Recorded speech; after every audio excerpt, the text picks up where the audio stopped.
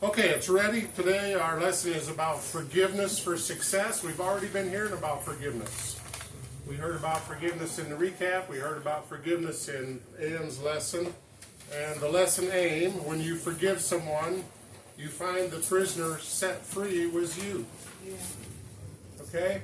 Eunice asked me what lesson we had today, and I told her it was about forgiveness. But I said more than that, it's living in a spirit of forgiveness. It's living in a spirit of forgiveness. Because living in forgiveness offers many benefits for emotional, physical, mental health. Now I'll tell you a short story. The last business I owned in the U.S., I had several what you call lorries. We called semis. And we had drivers, and one of them, his name was Larry Cash. Larry Cash was a very funny guy, but he was getting older, and he had some health problems. Then we had a man by the name of Flash, and they called him Flash because he was so slow. So it was a joke, but I always loved visiting with those people. They were so funny. Flash came back, and he unhooked the trailer. Okay, but he didn't unhook it like Larry would. And so Larry came and with his truck, and he backed under the trailer, and it made a mess. And he was so upset. Oh, he was upset at Flash. And so I asked him, I said, what's the problem? And he said, Flash didn't unhook the trailer properly. I've told him how to unhook the trailer. He didn't unhook the trailer. And so then he ended up having to crank it raise it way up, and then pull ahead, and then lower it, and then back up. And so the problem was, Larry was almost 70, and he had leukemia. So he had a lot of problems. But he was, he would never give up. We had to go somewhere to get bedding for chickens. It was the hole from the rice. We called them rice hulls. He would get up very early in the morning because he knew that in that 3-hour trip down, he would have to stop 3 or 4 times to use the toilet because of his leukemia. So he was so upset. So we talked. I said, look, the truck that Flash was using was a different height. Then when you came and you weren't, typically when there's friction between people, there's a little fault on both sides. And so I said, when you came, you didn't watch properly, and you backed in too far, and it hooked the wrong place. Then you had to crank it up, lower it. I said, just forgive Flash. Live in that state of forgiveness. I have more stories, but I'll talk about them later. But finally he cooled down. But you see what was going to happen. It was going to ruin his day. It was going to ruin his relationship with Flash because he was so upset at Flash. And so when we live in a spirit of forgiveness, it's like Wasiki said, we let it go. We let it go. Now, if you correct somebody and they make a mistake again, you correct them a little bit stronger. Finally, maybe you have to part company. But we don't just chase people away. It's like Ann said, we don't just chase the child away because they made a mistake. We don't just harass them and accuse them because we suspect that they made a mistake. That's not the heart of God. And we are to portray the Spirit of God. Now, one thing I've learned in my studies is that when people become triggered, they're no longer thinking rationally. Yeah.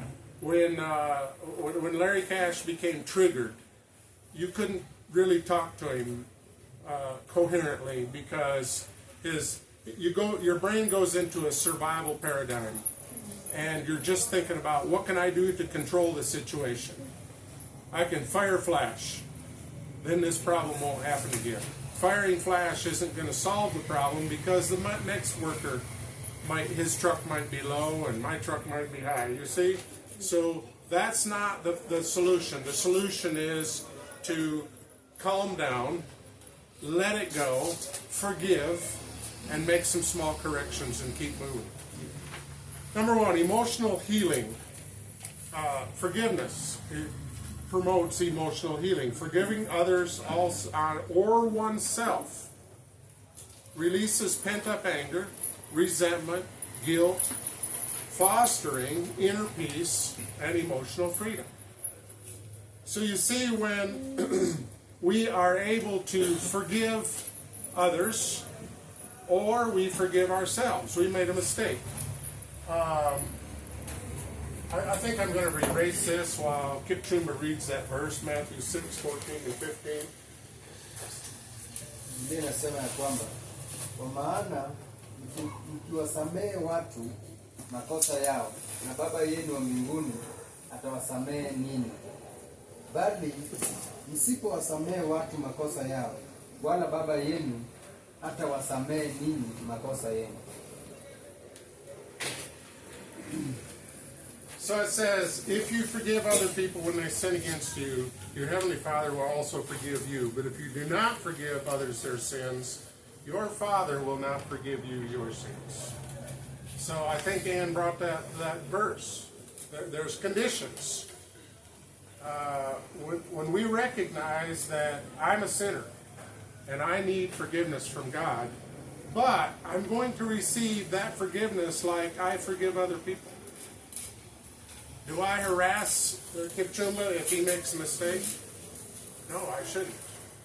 I should correct him, help him figure out how to do this better, but I don't harass him and chase him away, because if I do, that's the kind of forgiveness God can give us. And we need forgiveness from God. We need that advocate that Ann was talking about of Jesus that says, now wait a minute, it's true, he's made a mistake, but look at here how he forgave other people who've made a mistake. He's very good at forgiving. So I think he has that spirit of forgiveness. So we hear about self-esteem. And somebody gave me a very good definition of what self-esteem is. How many of you know what empathy is? Can you give me a definition of empathy? And An understanding of how someone is feeling. that's right. It's when I understand how someone else is feeling. Okay? So Wasiki was talking about maybe you've made a mistake. I'm looking on at him and I see that he's made a mistake, but I see the big picture and I say, but I know he has a weak area and he falls into this ditch sometimes. I know how he feels, but I also know that he's going to get back up. So I don't feel badly toward him. Matter of fact, I go and offer him a hand.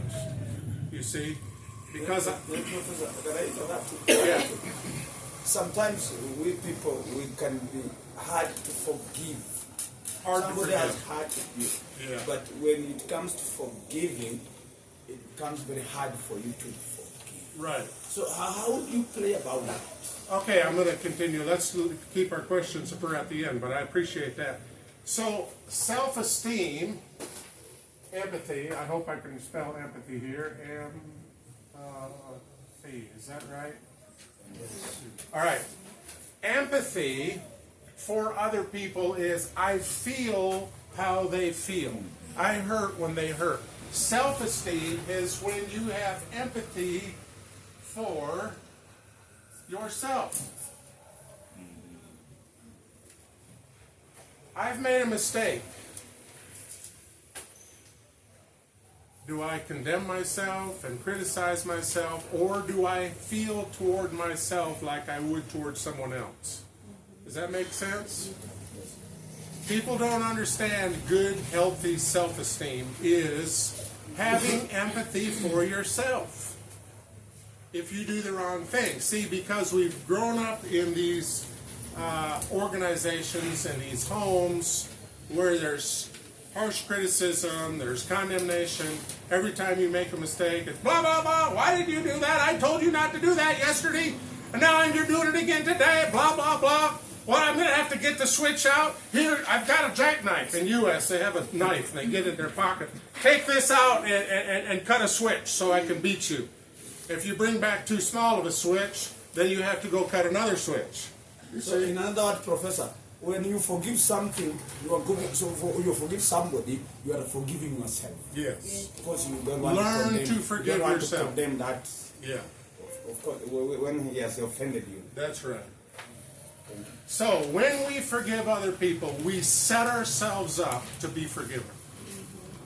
You see, you lay the platform for God to be able to forgive you. Number 2, improved mental health. Forgiveness reduces stress. Remember Larry, my friend, Larry Cash? When he forgave Flash, his stress went down. His anxiety went down. His depression went down. By letting go of the negative emotions and promoting a positive mindset. Now he can sit at the break table and he can joke with Flash again. We can tell stories. You know, I could tell you a lot of funny stories about those guys, but that's not the point of the lesson. But when you're emotionally upset, can you sit down and tell stories? No. So, when we let go, when we forgive other people, we live in the spirit of what? Forgiveness. Forgiveness. If we can't live in that spirit, what happens? We become emotionally traumatized. We become triggered. We're driving down the road. We're not even paying attention because our mind is spinning like a wheel stuck in the mud. You see, and then you meet somebody like I met the other day. Eunice and I were going to Endibus, and we went through the back way, and here these boys was pulling a rope across the road, you know, to try to force me to stop and give them money. And I don't stop and give them money. So I kept on moving. But then they were mad at me for not stopping. And they're the ones doing the wrong thing. You see? So if I don't live in the spirit of forgiveness, I'm going to be upset about that the whole day long. I'm going to say, why are those boys trying to force people? Why are they blocking traffic in a public road to force people to give them money? It's very wrong. Then when I pushed my way through, they were mad at me. You see how stupid that is? So I live in a spirit of forgiveness. I say, let it go. It was very fascinating to me. As I studied this lesson, I had several things happen that tested my forgiveness. I'll keep telling you more stories as we go along. It was like day after day, things happened that I had to say, am I going to forgive this person? Yes, I will. I'll let it go. That's the point of the lesson. It was fascinating to me, day after day, in different areas. Number 3, enhanced relationships. How many of you like good relationships? I love good relationships. I'm a people person, and I love people. And anywhere I go, I try to promote good relationships. Sometimes, though, we have to set some boundaries. When I, you know, my mind is pretty intense. I think you figured that out. Sometimes to relax, I have to do another activity that takes my mind, where I focus on something else. So Silas and I, we go and play pool. And I've become good. I've only been playing pool for 1 year, but I'm in the top tier now because I focus. And Eunice said it's because I'm a sharpshooter. I can shoot a gun, and so I've learned how to aim.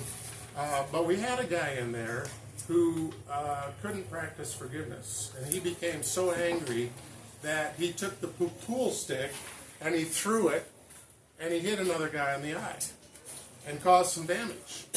And so Silas is the chairman, and so of course we forgive that guy, but we don't let him come back to play pool because he can harm people. You see? So sometimes you have to set boundaries.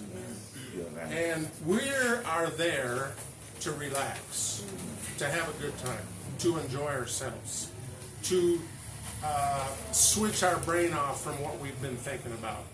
And so, if you want to have a good relationship, This is like Bishop Wasiki said, sometimes you have to remove certain people from your life. You have to ask them to go away because they're not welcome. They're creating chaos.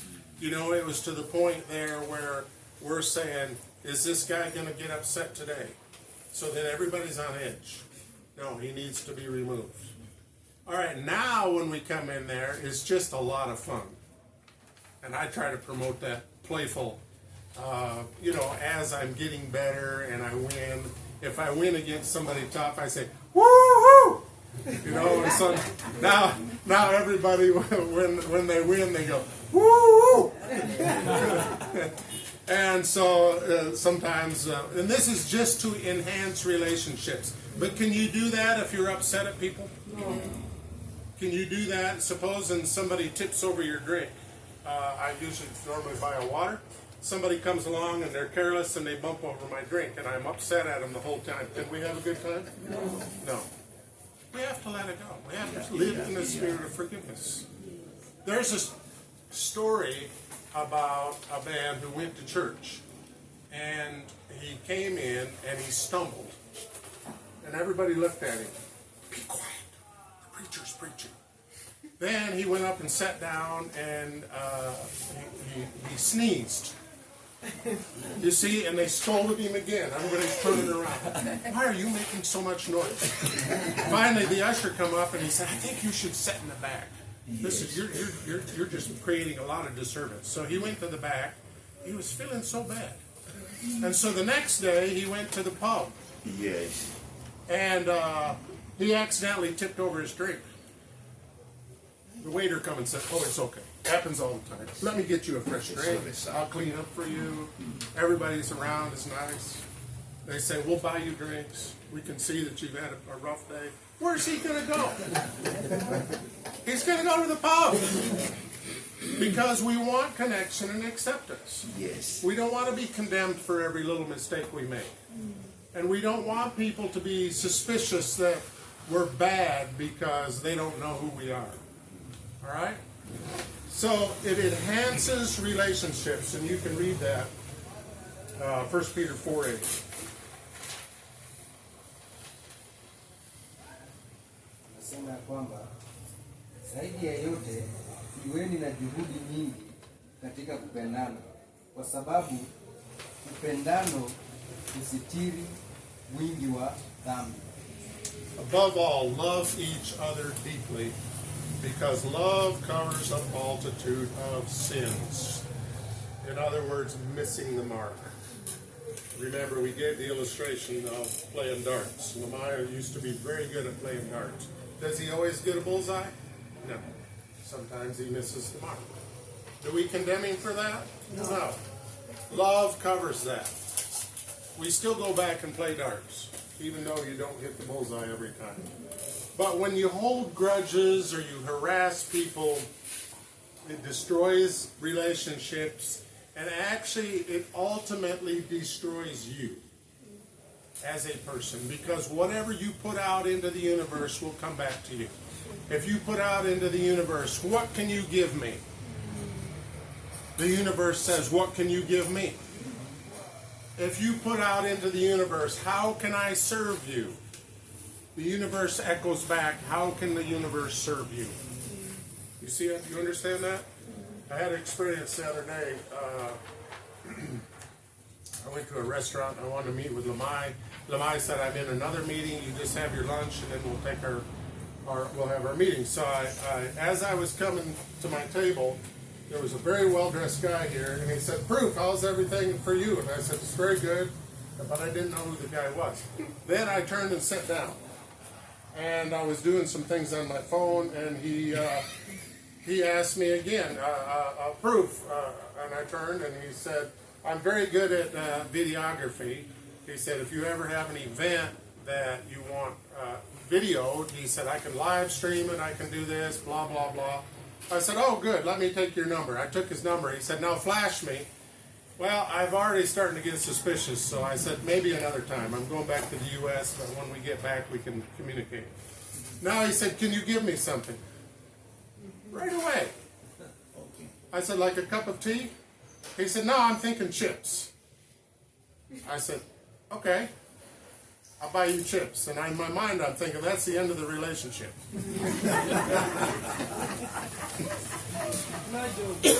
No job. Because I already know he's a well-dressed street kid. That's all he is. He's a well-dressed beggar. So then the wind came up, and I moved from one side of the balcony to the other. And he jumps up and moves with me to the next table. And I said, ha, I'm going to see what happens. And the wind came up more, and it started coming in. I went inside. There's no empty tables except for Lamai and his friend, but they're talking mother tongue. I said, you go out and have your meeting. I don't know what you're saying anyway. And I sat down beside Lamai. This guy comes and sits on the other side. You don't do that with me. I said, look, I'll buy you your chips, but I did not invite you to my table. Go sit somewhere else. You have to separate from some of these people. You forgive them. You live in the state of forgiveness, but you don't allow them in your life. Is that okay? Yes. Am I too rough? No. Okay. Thank you. Number Professor, before you continue, if somebody kills somebody he loves, what's that relationship? If I can love someone, then I kill that someone. I've been watching some movies on that. I'm learning. There's some deep psychological problems that can cause that. Deep psychological problems. And how does that happen? Why does that happen? Because they're a slave to a spirit. They're probably... What can happen, Mr. Slay, is that you can be influenced by an evil spirit, just like people can come under the influence of drugs or alcohol. Okay? But when the drugs and alcohol are taken away, you come back into your mind. Then other people are actually possessed by an evil spirit. And when that happens, there was a man, I was just watching a movie about him. He was an engineer, very successful person, but when that evil spirit possessed him, he would get in his pickup truck with his high-powered rifle, and he said, I knew someone was going to die that day. And he would just randomly shoot people for no reason. Because what somebody who I love, I should not go to an extent of killing her. For sure, yeah, I for should not. sure not killing them, but you shouldn't even harass. Because if I love somebody, I must love her eternally. Okay, let me explain it to you. Whoever you give yourself over to be the servant of, he becomes your boss. This is the Bible now. If I decide to serve God, God becomes my boss. The more I decide to serve Him, the more He guides my life. If I give in to the evil impulses and serve Satan, the more I do that, the more he becomes my boss. Is that making sense? Yes, what's man that? of God. I think, as he's asking, how can you kill someone you love? It happened, I think, 2 And months it's ago very common. here in Kitale. Okay. There is a young man who saw his friend, a woman friend, being hugged by another man. I think somebody took a photo and sent to him. Then he came all the way, I don't know, from Nairobi. Then he came to Kibome. I think you heard that story. He killed the lady. Then he went in Moisbridge and killed himself. And they said, I'm doing this for love. But the man of God has answered us, that is not love. It's an influence of an evil spirit. Yeah, it's the presence of an evil Evil spirit. spirit. So, physical health benefits. Letting go of grudges actually lowers our stress hormone called cortisol. Cortisol, when you are in stress, the stress hormone comes up. It elevates your blood pressure. It decreases your heart health. And you lose some immunity. So, in other words, you're not as immune to sicknesses. So people who live in constant stress because of unforgiveness, they can have high blood pressure, they can have hypertension, they can have heart problems, they can become sick more easily because the chemicals in their body are not balanced properly. So when you learn to live in a state of forgiveness, a spirit of forgiveness, and you say, it was wrong, what that person did was wrong, what they said was wrong, but I'm going to forgive them. There's so many benefits. You see, just like all these things that happened to me last week, if I didn't forgive those people, could I stand here and talk to you today? No. Professor, where do I get strength to forgive? It comes from God. Yes. I think we should not inject our questions because it interrupts the flow of We're the doing teacher. it. We're doing a So YouTube. let's write down. Then as we finish, we can ask questions. Okay, thank you. Okay, increased self-esteem. Number 5, increased self-esteem. We talked about that. Forgiving oneself for past mistakes promotes self-acceptance and confidence, reducing self-criticism and shame. Do you have empathy for other people if they make a mistake? Healthy self-esteem is having empathy for yourself. How many people have a voice in your head that goes round and round and round that says you're not worthy, you're not good enough, you've made too many mistakes, you'll never achieve your goals? How many have ever heard those voices in your head? Everybody has. Let go of them. Look into the future. I think I found one today. Let me look it up really quickly. It talks about that very thing, that when we live in the past, here it is, a surefire way to make a bad situation worse is to keep replaying it in your brain. Keep replaying it in your brain. The damage is already done.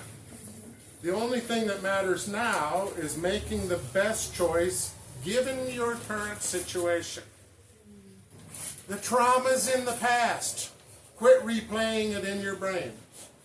That person that abused you, that's in the past. Now, there's some psychological things that go on here, because small children who've been abused, they can develop a victim mentality. And when you develop that victim mentality, you don't know how to respect yourself. You become a victim to everybody, because people see that you are a victim, and so they take advantage of you. Are people going to take advantage of me? Not so quick, because I'm not a victim. I'm an overcomer. I may be a little blunt sometimes. I may hurt your feelings a little bit, but I'm not going to be a victim to you for very long, because I've been a victim in the past, and that didn't help. That was not a very good life. So you see, forgiving yourself allows you to see yourself in a different position. I am worthy of respect. I can't allow you to disrespect me anymore. Okay? Because I have forgiven myself. Now, if you don't forgive yourself, you say, well, you know what? I have to take this beating because I am a bad person. I have to, this verbal abuse. Because, in fact, I did make a mistake back there 10 years ago. I did make a mistake 5 years ago. I made a mistake last week. And so I deserve this. I deserve to be disrespected because I'm a bad person. You see how that works? But when you've forgiven yourself and you have surrendered it to God, and you say, God, I missed the mark, I made a mistake, I'm requesting for forgiveness, I'm accepting your forgiveness, it changes how we see ourselves.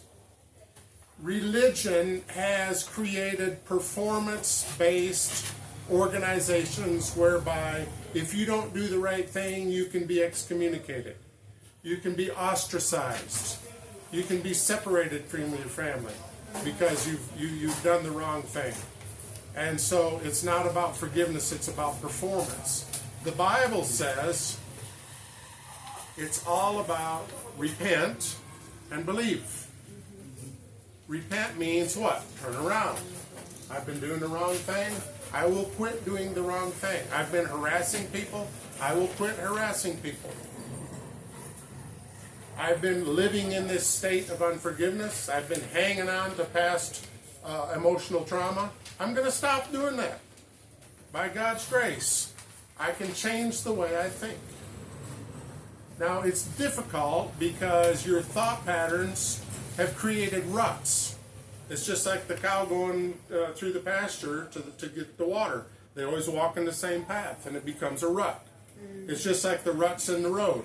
And then especially when Lamai and I go to Uganda, there's some ruts in the road. If it's just rained, you can't see where the rut is. You see? So when a storm comes into your life, sometimes you fall back into the rut.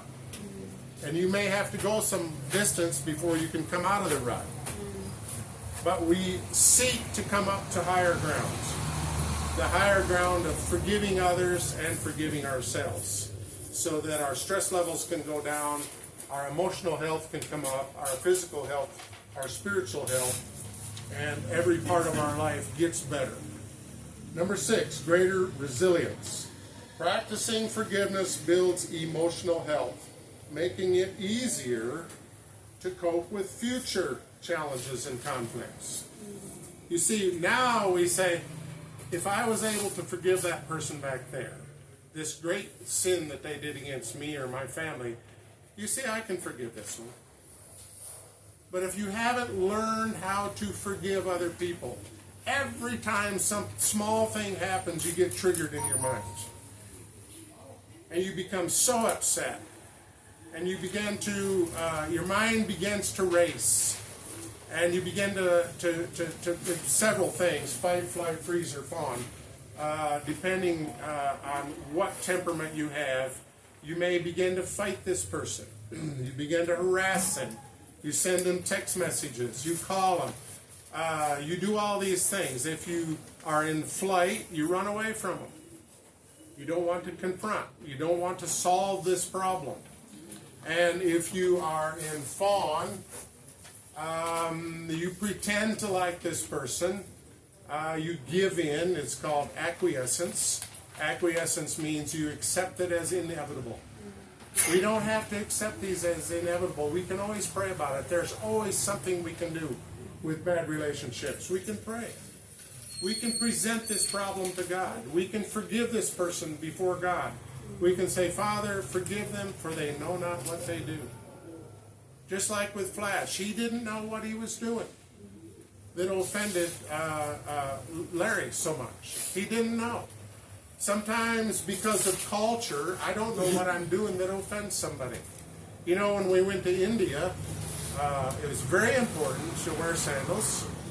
Then when you come into the room, you leave your sandals. Sometimes I would forget and wear my sandals in. I can offend him because it's not my culture. You see? So we do things without even knowing it that offend other people. And we make mistakes and we have different values. One person values one thing so highly, and to the other person that doesn't mean much. So the other person can step on this person's toes and not even know it. So we live in that spirit of forgiveness. And we find that when you forgive the other person, it sets a prisoner free, and the prisoner was you. Because you were the one that was upset. The other person is like Wasiki said, they're in the restaurant having a beef burger or a chicken burger and chips and having fun with their friends.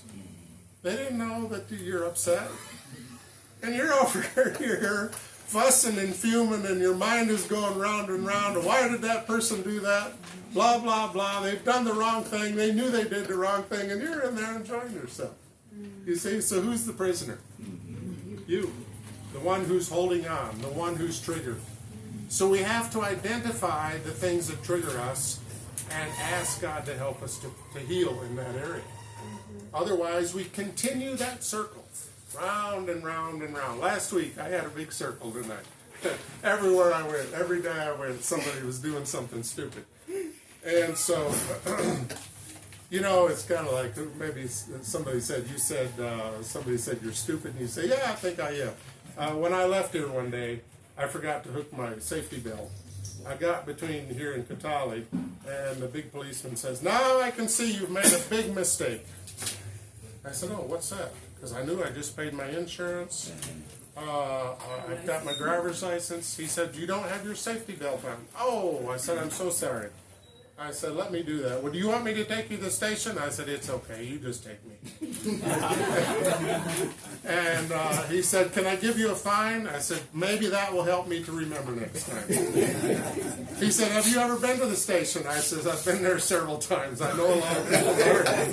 Then he wanted to change the subject. So, meanwhile, I'm fastening my seatbelt. Then, this is very fascinating. This is culture. I had my driver's license, which is about this size here, and he handed it back to me, and he said, "Now, can you give us something for lunch?" I said, "It's okay, I can give you something for lunch." So I got $200 out, and he says, "Do they do this in the U.S.?" I said, "Oh, no. I said, "Let me show you what happens in the U.S. I folded the $200 out, put it under the license like this.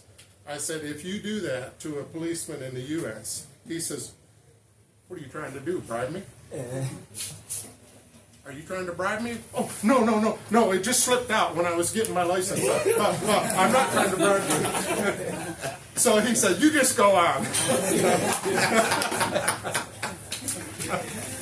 So he didn't receive that bribe. He didn't even receive the money. Okay. You see, you live in a state of forgiveness. We laughed about it, I went on. Okay? It reduces conflict. That's number 7. Forgiveness de-escalates hostility. I don't think I got the proper... Yeah, I did here. De-escalates hostility and promotes reconciliation, creating a more harmonious environment in personal and professional settings. Ann's in a very professional setting. Supposing somebody gets upset in the courtroom. What's the answer to that? You read that in Proverbs 15:1. Sema ya kwamba jawabu la upole hugeuza hasira, bali neno liumizalo huchochea ghadhabu. A harsh answer turns away wrath. A harsh word stirs up. A soft answer turns away wrath, but a harsh word stirs up anger. So we just give a soft answer. Whoever, and really this is fascinating too, whoever can control their emotions the best is going to come out the winner. Emotional intelligence is even more important than IQ, high IQ. Because what good is a high IQ, a lot of understanding, if you're upset and you can't access it? You see? There's another interesting thing. Charlie Kirk, I'm sure that most of you have heard about Charlie Kirk in the U.S. He was shot. He went into universities and debated for Christ and tried to help people. And somebody said he never lost an argument. Never lost an argument because he had access to, it's called the subconscious part of his brain. We've talked about that. The conscious part of your brain is what you speak out of. The subconscious part of your brain is everything that you've ever heard or learned. Okay, because he was emotionally mature, he had access to the subconscious part of his brain. Then any question somebody asked him, it flowed out of him. You see? And sometimes that happens with me in our Q&A. I'm shocked at the answers that come out. It's things that I've learned years and years ago. Or it's things that Lamaya's told me yesterday that was preparing me for this question. But when you live in that state of forgiveness, it begins to unlock the subconscious part so that you become a vessel and you don't have so many hindrances in the pipe. So the pipe coming from your subconscious brain to your conscious brain, which is where you speak from, there's a free flow. Okay? So even Ann, I'm sure she's noticed that in the courtroom. Somebody asks a hard question, it flows out. A soft answer flows out. And they're like, whoa, this woman has a lot of wisdom. No, she's connected. She's connected with God. She has grace. When you don't live in the spirit of forgiveness, it's like putting a plug in that grace. It can't flow because your mind is upset about what's happening. Number 8, spiritual growth. For many, forgiveness aligns with spiritual or moral values, deepening a sense of purpose and connection to others or a higher power. In other words, let me break that down. When you are in alignment, it puts you with other people who are in alignment. I've made this picture many, many times, and I'll do it again because repetition helps us to remember. But here's the windows of heaven. God said, I will pour you out a blessing. I will pour you out a blessing. But if you're over here, if your vessel's over here, are you receiving anything? But as we turn away from, let's say this is sin, we're missing the mark, and this is God. As we turn away from sin, and we start heading toward the truth, our vessel gets closer. Then, all of a sudden, the people here that are receiving the flow, and it's splashing out, it splashes some into ours. As we get closer, we begin to get some direct. And then finally, we're here in alignment. And as you're in alignment, then the Bible said when a conflict comes, you don't even have to think ahead what you're going to answer. God's going to give you the answer at the time. When you need the answer, He'll give you the answer. Because you're in the flow. I call it living in the flow. Now, do we live in the flow all the time? No. We don't. That's the harsh reality of life. I'm going back to U.S. now.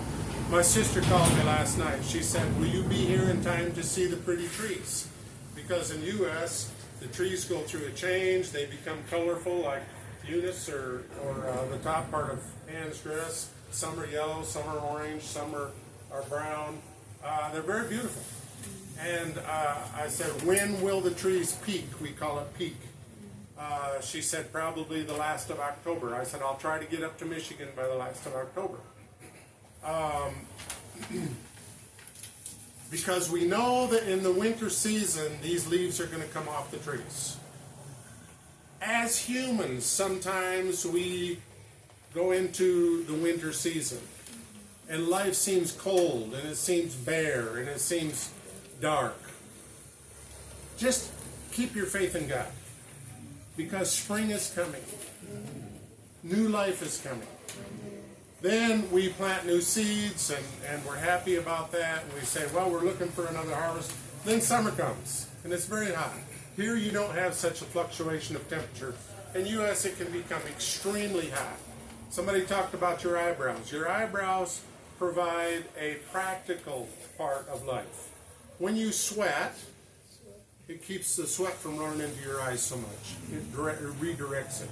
Now, if you sweat heavily, it's obviously going to come through. But when we used to build in construction, we would tie a band around our head to keep the sweat from coming into our eyes so much.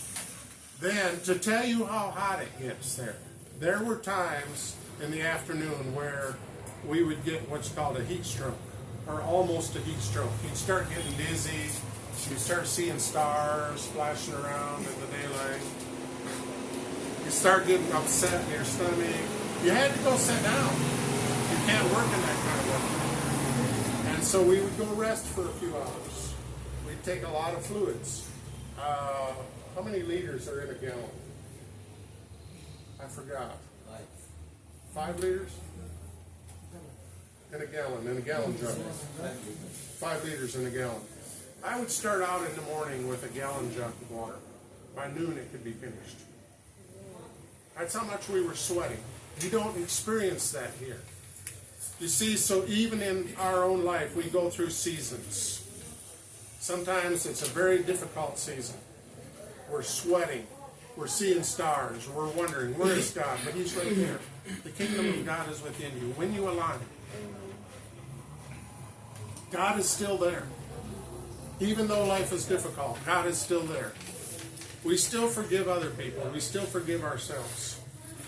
So spiritual growth is aligning. Part of aligning is what? Forgiving. Forgiving others so that we have a platform to be forgiven. Number 9, freedom from the past. Forgiving allows us to move forward without the weight being weighed down by past hurts.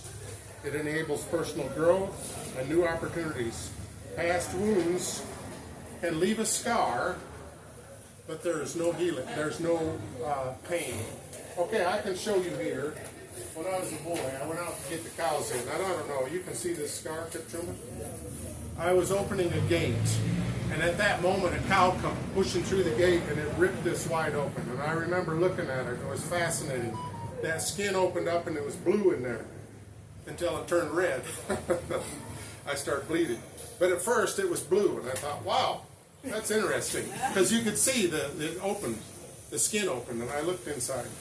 And then, but see now, I have a memory, but there's no pain. So supposing I hurt Lamai, if he heals properly, he'll still have the scar, but there's no pain. You see? That's how we know if we have forgiven and if we're healed. If we haven't healed, if we're still being triggered, then we have to say, God, there's a pain somewhere that needs to be healed. And it could be, part of the problem is that when the scab comes and it becomes itchy, we keep digging at it. And then it gets infection. Digging at it is like getting on the phone. You know what happened to me? That person, blah, blah, blah, blah, blah. Next week, the same thing. We go to visit our sister. Blah, blah, blah, blah, blah, blah, blah. You see, we keep scratching that wound, and it can't heal properly. Finally, it gets infection. And then you have a wound that's not healing. And so then when somebody touches it, ah! Don't hit me so hard. You see? It's not their fault, it's my fault, because I have a wound that's not healed. Number 10, improved overall well-being. So how many of you want improved overall well-being? How many of you want to be, yeah, everybody does. All right. By releasing negative emotions, forgiveness cultivates joy, gratitude, and a more optimistic look on life. Living in the spirit of forgiveness doesn't mean condoning harmful actions, but rather choosing to let go for your peace and growth. We make that choice. Am I going to forgive this person or not? Charlie Kirk's wife got up and she said, I choose to forgive the shooter. Father, forgive them, for they know not what they do. I choose to let go. The shooter is still in bondage, but she's free now to continue the purpose that God has called her for. And so, when we make that choice to let go, to forgive, to let go of the past, we become free.